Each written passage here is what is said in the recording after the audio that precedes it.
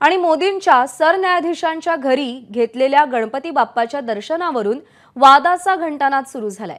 हे प्रोटोकॉलला धरून नाही अशी टीका खासदार संजय राऊत यांनी केली, तर संजय राऊतांनी हा गणपतीचा अपमान केलाय असं प्रत्युत्तर सोमय्या यांनी दिलंय।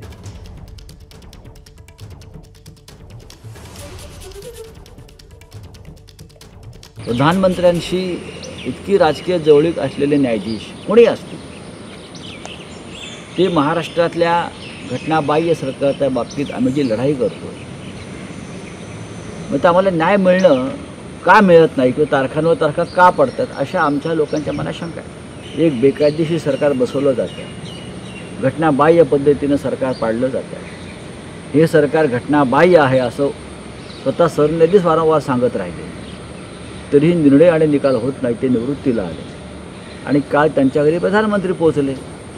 त्याच्यामुळे ह्याच्यामागे काही वेगळं काय घडतंय का हे सरकार वाचवण्यासाठी किंवा शिवसेना राष्ट्रवादी काँग्रेससारखे महाराष्ट्र स्वाभिमानी पक्ष हे पूर्णपणे खतम करायचे आणि त्यासाठी न्यायालयाची मदत घेतली जाते का, या लोकांच्या मनातल्या शंका काल घट्ट झाल्या, पक्क्या झाल्या।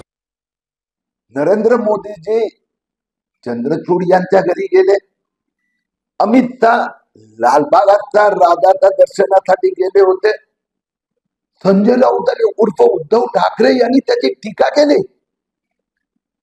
हे अवमान्य आहे, हे गणरायाचा आहे, कडे भक्तांचा आहे।